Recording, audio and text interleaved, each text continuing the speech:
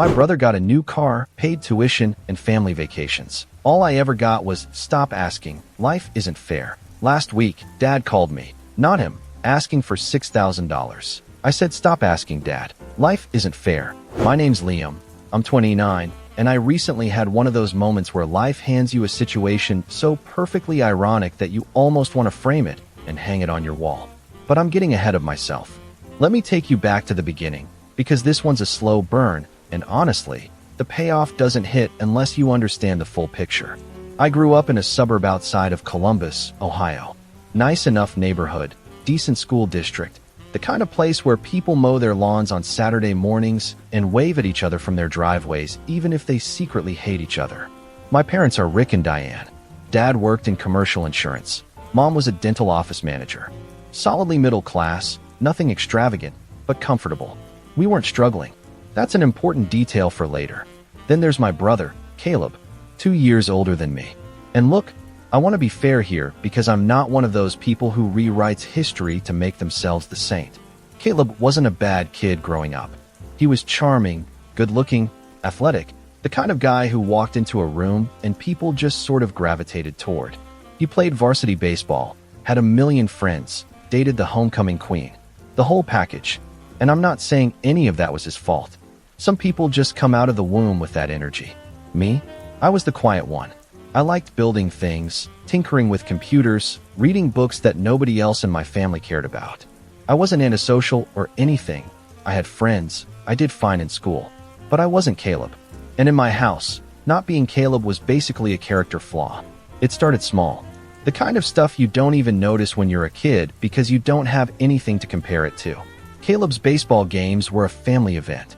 Both parents in the stands, cooler full of drinks, Dad filming on the camcorder like it was the World Series. My science fair, Mom dropped me off and said she'd pick me up at 4. I won second place that year. I don't think either of them ever asked what my project was about. When Caleb turned 16, Dad took him to a dealership and bought him a used Jeep Cherokee. Not brand new, but solid. Clean. The kind of car a 16-year-old kid dreams about.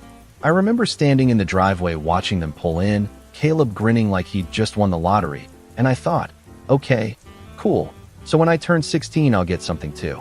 That's how it works, right? You do the same thing for both kids. When I turned 16, I got a cake from the grocery store and a $50 gift card to Best Buy. No car. I didn't say anything at first because I figured maybe it was a timing thing. Maybe finances were tighter that year. But a couple months later, I worked up the nerve to ask Dad about it. I said, "Hey, I was wondering if maybe we could look at some used cars. Nothing fancy. I just need something to get to my part-time job." He looked at me like I'd asked him to buy me a yacht. "Liam, we can't just buy cars for everyone. Life isn't fair. You'll figure it out." That was the first time I heard that phrase. It would not be the last. I got a job at a hardware store the summer before junior year and saved up enough to buy a beat-up Honda Civic with 160,000 miles on it. The passenger window didn't roll down, and the AC only worked on Thursdays, apparently, but it was mine. I was proud of it. Dad never said a word about it. Senior year is when the gap really started to show. Caleb had gone to Ohio State. Not on scholarship, mind you. Mom and Dad paid his tuition. All of it. Room and board, meal plan, books, the whole thing. I know this because Mom mentioned it casually at Thanksgiving like it was completely normal. We're so proud of Caleb. He's doing so well at State, and we're happy we can give him this opportunity. Cool. Great. So naturally, when I started looking at colleges, I assumed the same deal was on the table for me. I had better grades than Caleb. I'd scored higher on the SAT. I had a genuine plan. I wanted to study computer science, maybe get into software development. I had a list of schools and I was ready to sit down and talk about it. I brought it up at dinner one Sunday in February. I had a whole folder. Printed out tuition costs, financial aid options, scholarship deadlines. I'd done my homework, literally and figuratively. I slid the folder across the table and said I wanted to talk about college. Dad barely looked at it. He picked up one of the printouts, glanced at the tuition number, and set it back down. "That's a lot of money, Liam." I said I knew that, which is why I'd already applied for scholarships and was looking at financial aid. But I was hoping they could help cover some of the gap, the way they'd done for Caleb. Mom and Dad exchanged one of those looks. You know the one. The married couple look that says we already discussed this without you and we've made our decision. Mom stirred her coffee, and Dad leaned back in his chair. Caleb's situation was different, he said. He needed the support. You've always been more independent. You'll figure it out. There it was again. You'll figure it out. The family motto, but apparently only for me. I didn't yell. I didn't flip the table. I just sat there for a second, processing the fact that my parents had looked at two children and decided that one of them deserved a paid ride and the other one deserved a pep talk. I picked up my folder, said okay, and went to my room. That night, I applied to every scholarship I could find. I also applied to a community college as a backup, and I told myself that whatever happened, I wasn't going to beg. If they didn't want to invest in me, fine. I'd invest in myself. But here's the part that really stung, and this is something I didn't find out until later. That same year, the year they told me they couldn't afford to help with my tuition, they took Caleb on a family vacation to Cancun. A week-long trip. Resort, flights, the whole 9 yards. I wasn't invited. I didn't even know about it until Caleb posted pictures on Instagram and tagged our parents. When I asked Mom about it, she said it was a graduation gift for Caleb finishing his sophomore year. A graduation gift for completing the second year of a 4-year degree that they were paying for. I didn't know you could graduate from the halfway point, but apparently in my family, you could if your name was Caleb. I started community college that fall, paid for it myself, worked full-time at the hardware store during the day, and took classes at night. It was brutal, I'm not going to sugarcoat it. There were weeks where I slept maybe 4 hours a night. But I kept my grades up, I transferred to a state school after 2 years, and I got my degree in computer science. Took me 5 years total instead of 4, and I had student loans that made my eyes water, but I did it. And the whole time, not once did my parents offer to help. Not once did they ask how my classes were going, or if I needed anything, or if maybe they could throw a couple $100 my way for textbooks. Meanwhile, Caleb graduated from Ohio State debt-free, moved into an apartment that Dad co-signed, and got a car upgrade for his 23rd birthday. I remember sitting in my crappy apartment the night I graduated, eating ramen because that was the budget, and thinking about Caleb in Cancun. About the Jeep. About the tuition. About every single time I'd heard the words, "Life isn't fair," used as an excuse to treat me like I was less than. And I made myself a promise. I was going to build something. Not to prove them wrong. Not for revenge. Not for their approval. For me. Because if life really isn't fair, then I was going to make sure the unfairness started working in my direction for once. I had no idea how right that promise would turn out to be, or how spectacularly it would come back around. After I graduated, I landed an entry-level developer job at a small tech firm in Cleveland. Nothing glamorous. The office smelled like burnt coffee and broken dreams, and my boss was a guy named Todd who thought version control was optional and meetings were a personality trait. But it was a job, and it paid real money. And for the first time in my life, I wasn't living paycheck to paycheck. I kept my head down and worked. I learned everything I could. I took on extra projects, stayed late, taught myself new programming languages on the weekends. Not because I was trying to impress anyone, but because I genuinely loved what I was doing. For the first time, I felt like I was building something that was mine. Meanwhile, the family dynamic hadn't changed. Caleb had gotten a sales job at a car dealership, which he talked about like he was working on Wall Street. Every time I went home for a holiday, dinner conversation was the Caleb show. How many cars he'd sold that month, how his manager loved him, how he was thinking about getting into real estate. Mom and Dad ate it up. Dad would nod along and say things like, "That's my boy," and Mom would beam like Caleb had just cured a disease instead of selling a Honda Accord to a retiree. When I mentioned I'd gotten a promotion at my company, Dad said, "That's nice," and then asked Caleb if he wanted more mashed potatoes. I wish I was exaggerating. I really do. The holidays got worse. Christmas was the real gut punch. I'm sitting in the living room, and we're opening gifts. I'd gotten my parents a nice set of kitchen knives because Mom had been complaining about hers for years. Thoughtful, right? Practical. She opened them, said thank you, and set them aside. Then Caleb opens his gift to them, which was a framed photo of himself. A professional headshot from some photo session he'd done for the dealership in a nice frame. Mom acted like he'd handed her the Mona Lisa. Then it was time for us to open our gifts from Mom and Dad. Caleb got an envelope. Inside was a check for $5,000. For the condo down payment, Dad said, clapping him on the shoulder. I got a sweater. From Target. With the price tag still on it. $34.99. I know because the tag was sticking out of the tissue paper and I saw it before I even opened the box. I sat there holding that sweater, and I looked across the room at Caleb holding a $5,000 check, and I had this out-of-body moment where I almost laughed. Not because it was funny, but because the absurdity of it had reached a point where crying seemed like too much effort. I didn't say anything. I thanked them for the sweater, and I wore it home that night. But the thing that finally broke something inside me happened the following March. I'd been at my job for about a year and a half, and I'd just gotten another promotion. I was now a mid-level developer making decent money, and I was starting to feel genuinely good about my trajectory. I called Mom on a Wednesday evening, just to chat, and she mentioned that Dad had helped Caleb buy a new truck. Not a used one. A brand new Ford F-150. Dad had put $15,000 toward it. $15,000. I went quiet for a second, and Mom must have sensed something because she said, "Caleb needed reliable transportation for work, Liam. He drives clients around." I said, "He works at a car dealership, Mom. He's literally surrounded by cars." She got that tone. You know the one. The "I don't appreciate your attitude" tone. Your father and I make decisions about our finances as we see fit. Caleb needed help, and we were in a position to give it.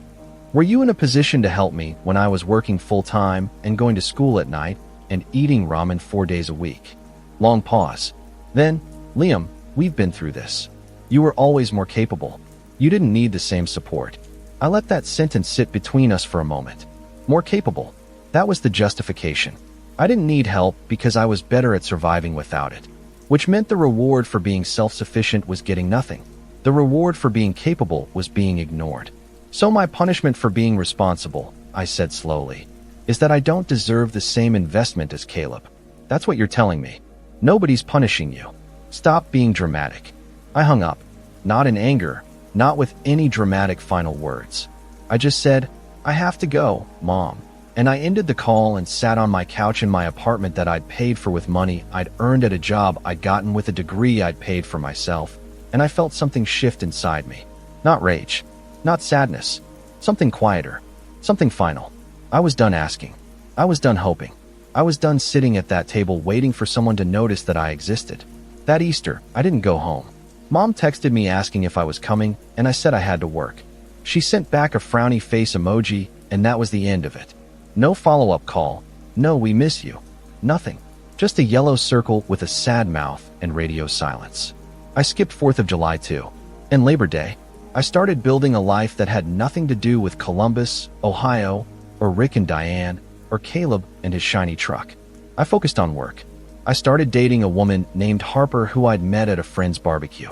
She was an occupational therapist with a laugh that could fill a room and a complete inability to cook anything without setting off the smoke detector.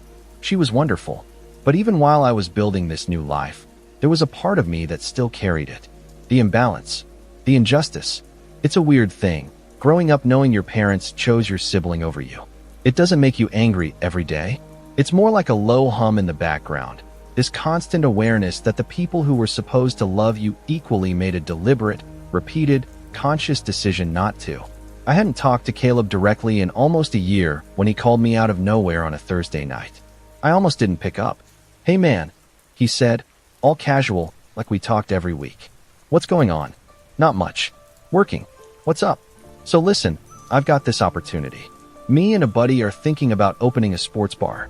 We've got a location picked out and everything. I just need some startup capital." I could feel where this was going. "Okay. I was wondering if you could lend me like 10 grand. I actually pulled the phone away from my ear and looked at it, like the phone itself had personally insulted me.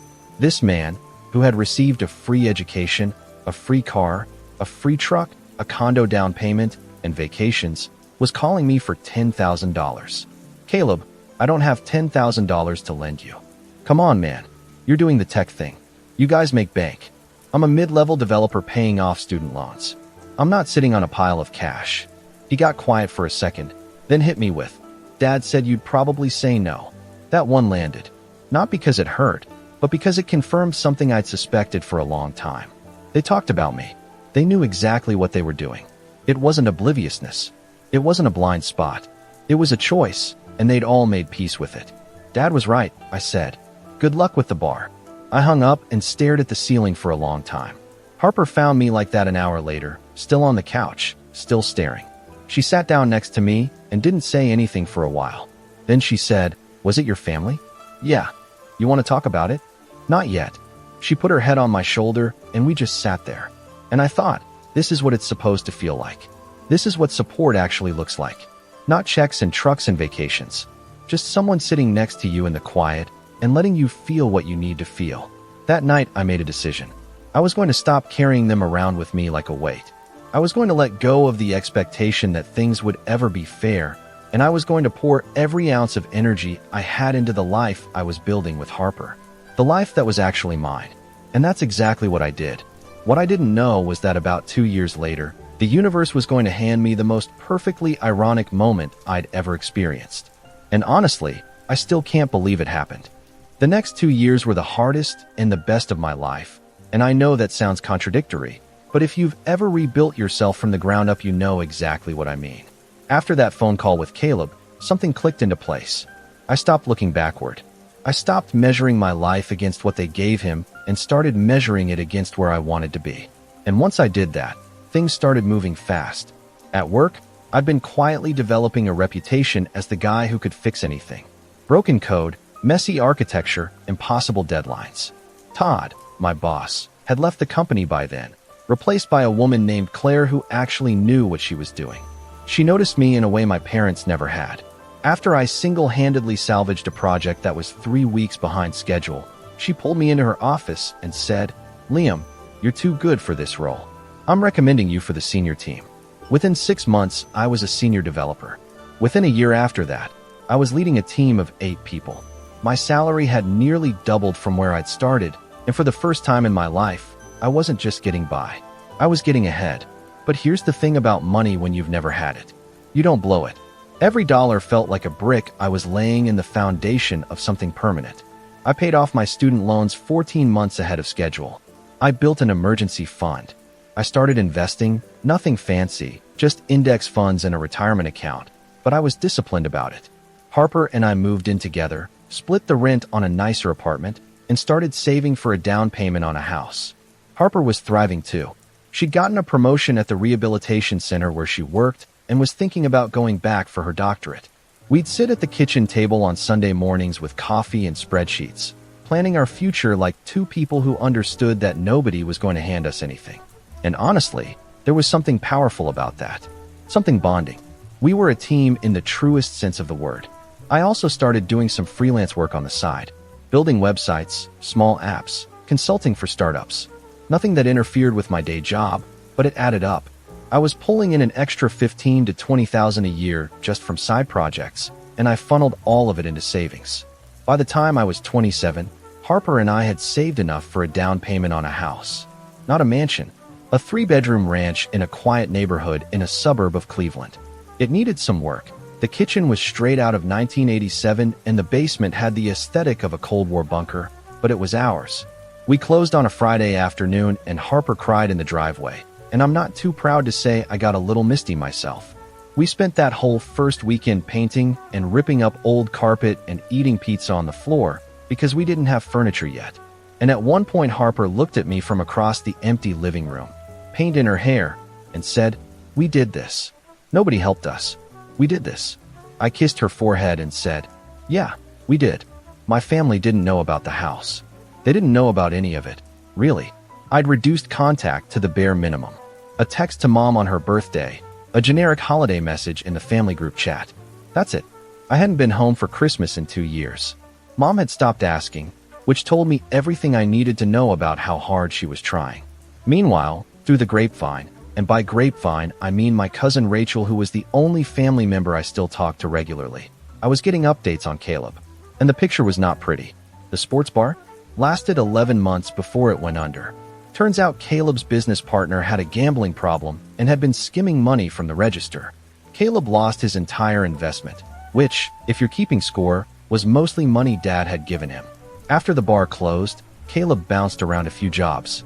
Sold insurance for a while, tried real estate, did some kind of vague consulting thing that Rachel said basically meant he sat at home and talked about deals that never materialized. He'd also gone through a breakup. A bad one. His girlfriend of 3 years found out he'd been lying about his finances, telling her he was doing well when he was actually racking up credit card debt, and she left. Rachel said Caleb took it hard, started drinking more, calling mom at all hours, showing up at the house, and just sitting in his old room. And look, I'm not going to sit here and say I felt nothing. He's my brother. Even after everything, there's a part of you that doesn't want to see your own family fall apart. But there was another part of me, a bigger part, that thought, this is what happens when you never learn to stand on your own. When everything is handed to you, you never develop the muscles to carry yourself. And when the handouts stop or the luck runs out, you collapse.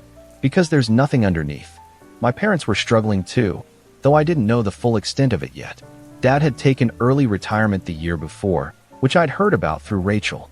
The pension was apparently smaller than expected, and they'd been dipping into savings to cover the gap. Between helping Caleb with the bar, the truck, the condo, and years of subsidizing his lifestyle, their nest egg had taken some serious hits. The irony was starting to write itself. Around this time, something happened at my job that changed everything. Our company got acquired by a much larger tech firm based in Austin. There was a restructuring period where everyone was nervous about layoffs. But when the dust settled, not only did I keep my job, I got promoted again. The new parent company wanted me to lead a development division. My salary jumped to a number that would have seemed like science fiction to 20-year-old Liam eating ramen in his studio apartment. Harper and I sat on our porch that evening, the porch of the house we'd bought with our own money, and she looked at the offer letter and said, "Liam, is this real?" "Yeah, it's real. You built this. We built this." She shook her head. "No, I mean this specifically. Your career, your skills, everything you've earned. That's you. That's all you." I didn't know what to say to that, so I just held her hand and watched the sun go down over our neighborhood and thought about the kid who couldn't afford textbooks. The kid whose parents looked at a folder full of college plans and said, "You'll figure it out." I figured it out. Not because they believed in me, but in spite of the fact that they didn't. Harper and I got engaged that fall.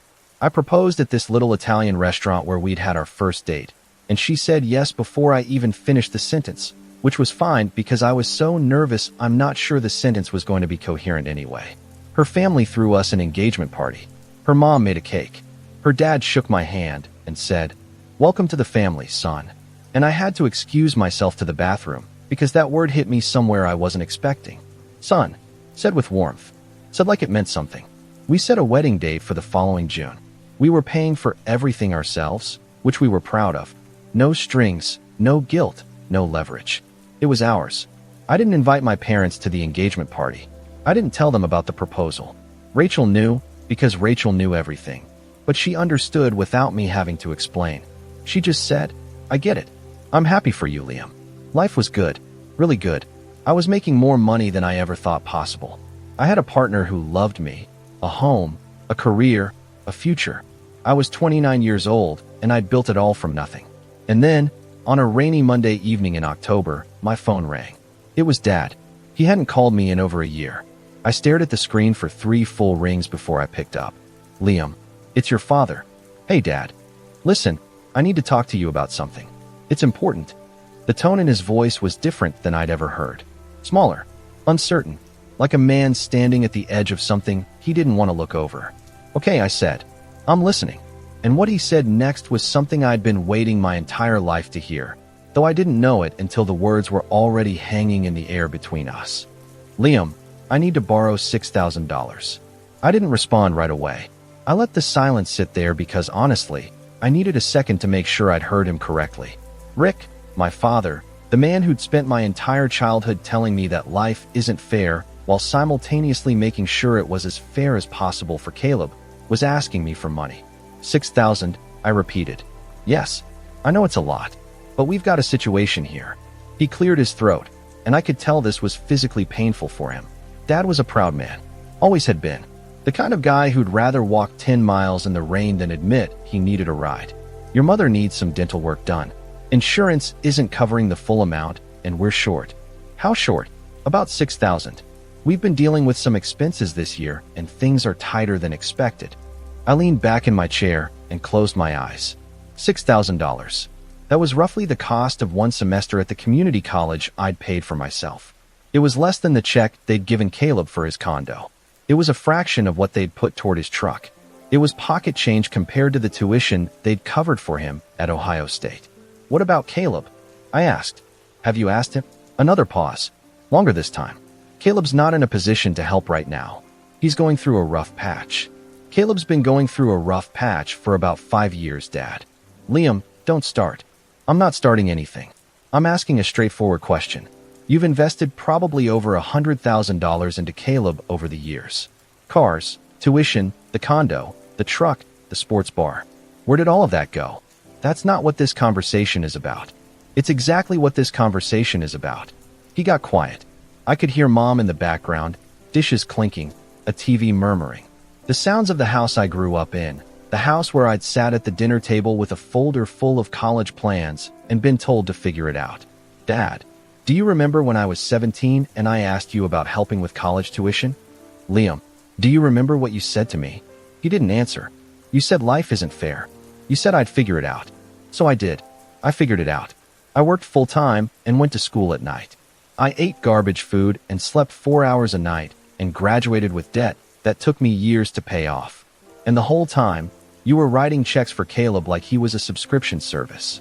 We did what we thought was best at the time. Best for who? More silence. I could feel my heart pounding, but my voice was steady. I wasn't angry, not exactly. It was something else. Something that had been sitting in my chest for over a decade, waiting for exactly this moment to be said.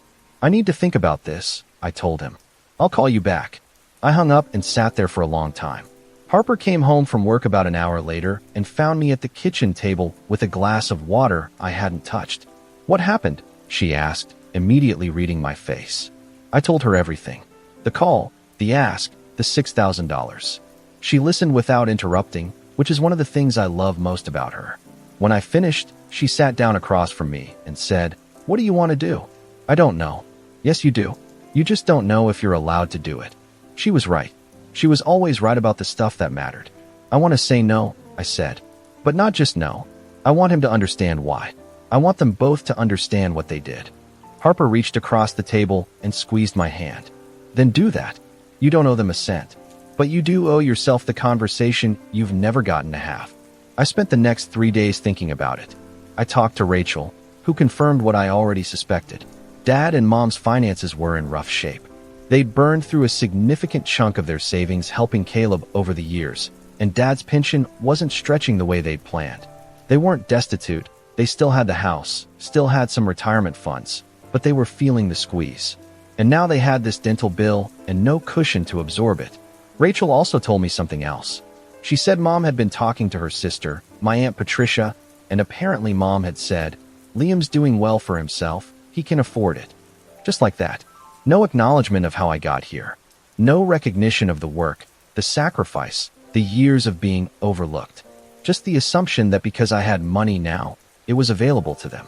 Like I was an ATM they'd forgotten to activate until they needed a withdrawal. That was the detail that crystallized everything for me. I also called my buddy Grant, who happened to be an accountant. Not for financial advice, really, but because Grant had a way of cutting through emotional noise and looking at things logically. I told him the whole story, start to finish, and when I was done he said, "Liam, let me make sure I'm understanding this. Your parents spent years investing in your brother, gave you nothing, and now that your brother's broke and you're successful, they're coming to you."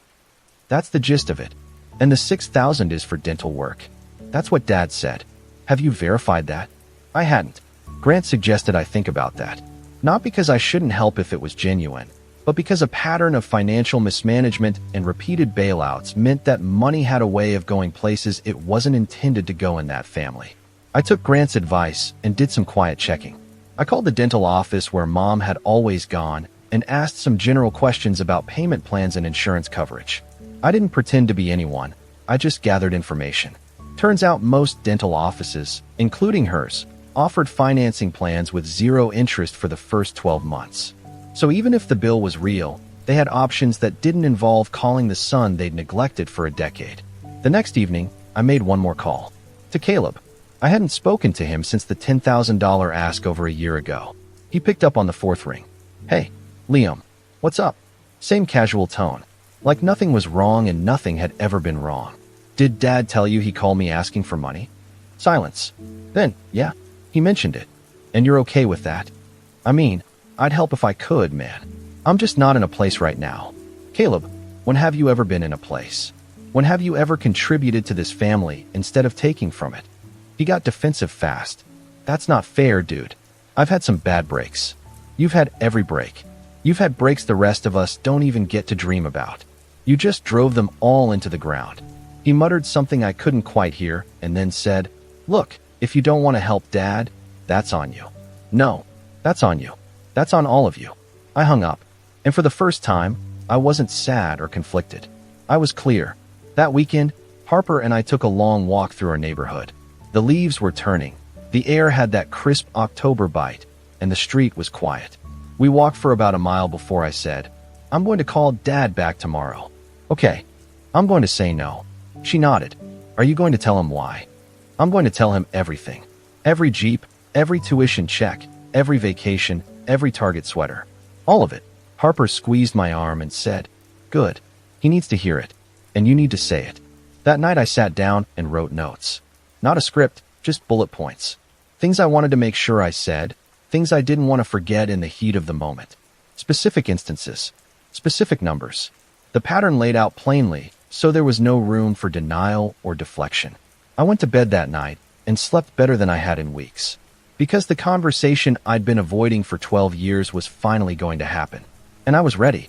Sunday morning, I poured a cup of coffee, sat on the porch, and called Dad. He picked up on the second ring. "Liam, have you had a chance to think about what we discussed?" "I have," I said, "and we need to talk." "Go ahead," Dad said.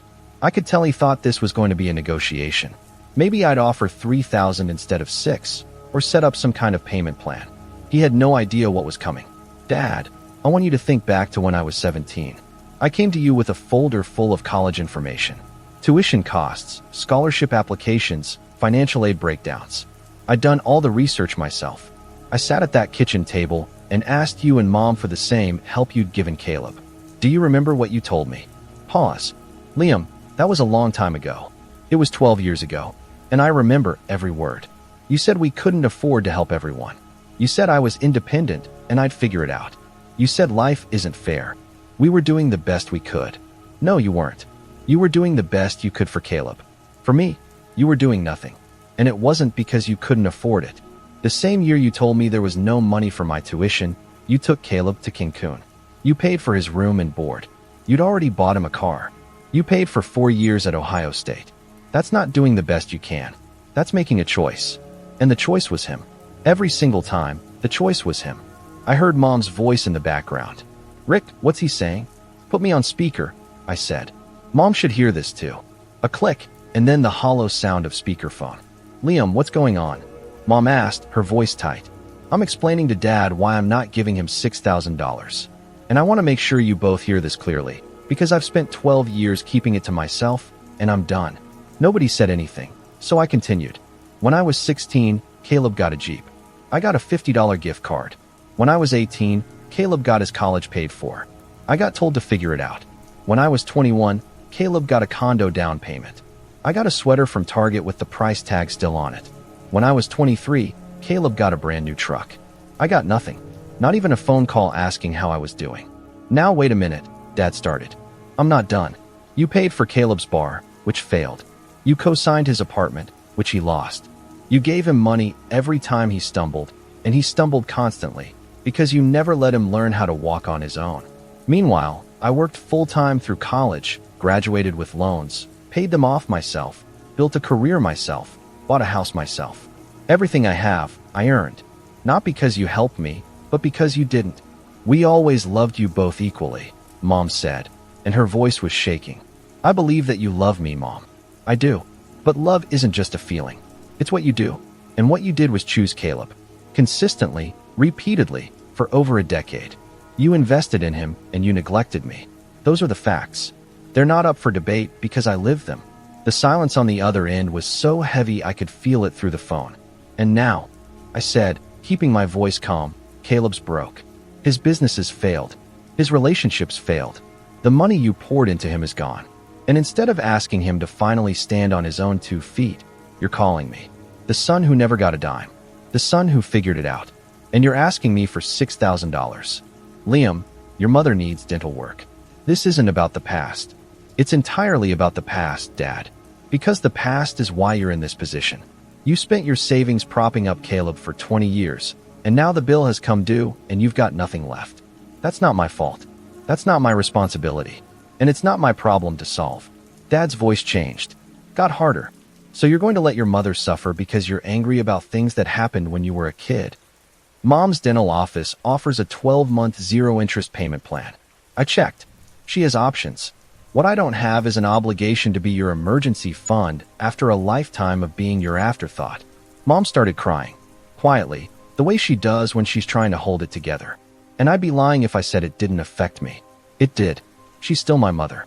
But I thought about all the times I could have used someone to cry for me, and nobody was there. I want to ask you both something, I said. And I want an honest answer. Why? Why did you treat us differently? What did I do wrong? Long silence. Then Dad said something I don't think he'd ever said out loud before. Caleb needed more. He was always struggling. Academically, socially, you name it. You were always fine. You were smart. You were driven. You handled things. We just thought you didn't need us the same way. Every kid needs their parents, Dad. I wasn't fine. I was alone. There's a difference. I heard him exhale, long and slow. Mom was still crying. I'm not saying this to punish you, I continued. I'm not doing this out of spite. I'm saying no because I have to. Because if I say yes, nothing changes. You'll keep enabling Caleb and ignoring me until the next crisis, and then you'll call again. And I refuse to be the safety net for a family that never caught me when I fell. More silence. Then Mom said, voice cracking, "Are you saying we've lost you?" "You lost me a long time ago, Mom. You just didn't notice because you weren't looking." I told them I had to go. Dad said, "Liam, wait." But I'd said what I needed to say, and staying on the line wasn't going to help anyone. I told them I loved them, because I did, and I hung up. I sat on that porch for a long time after. Harper came out with a blanket and 2 cups of coffee and sat next to me without saying a word. We watched the clouds move across a gray October sky, and I felt something I hadn't expected to feel. Not satisfaction, not vindication, relief. Like I'd been holding a boulder over my head for 12 years, and I'd finally set it down. The aftermath played out over the following weeks. Rachel told me Mom had been crying a lot, and Dad had been quiet. Not angry, just quiet. Caleb was furious. He called Rachel and said I was selfish and petty, which was rich coming from a man who'd never once offered to help anyone but himself. Rachel told him the truth, that I was right, that the favoritism was real, and that if he had any self-awareness at all, he'd be ashamed instead of angry. Mom eventually got the dental work done through the payment plan. Turns out they managed just fine without my $6,000. Funny how that works. About a month later, I got a letter. Not a text, not an email. A handwritten letter from Dad. It was short. 3 paragraphs. He said he'd been thinking a lot about what I'd said. He said he didn't realize how bad it had been from my perspective. He said he was sorry. No excuses, no deflections, no, but we thought qualifiers. Just an apology. I read it twice. Then I put it in a drawer and I didn't respond. Not because I was punishing him, but because I wasn't ready. Forgiveness isn't something you owe someone on their timeline. It's something you give when you're healed enough to mean it. And I wasn't there yet. Harper and I got married that following June. Small ceremony, 50 people, mostly her family and our friends. Rachel came and cried happy tears. My parents weren't invited. Maybe someday that door opens. But it opens on my terms, at my pace, when and if I decide I want it to. Caleb never reached out. Not to apologize, not to congratulate me on the wedding, not for anything. That told me everything I needed to know. As for me, I'm doing great. I got promoted again last spring, and I'm now leading one of the largest development teams in my division. Harper finished her doctorate and started a private practice. We're talking about having kids in the next couple of years, and I already know what kind of parent I'm going to be. The kind who shows up for every science fair. The kind who invests equally. The kind who never tells a child to just figure it out. I think about what Dad said to me all those years ago. Life isn't fair. And he's right, it isn't.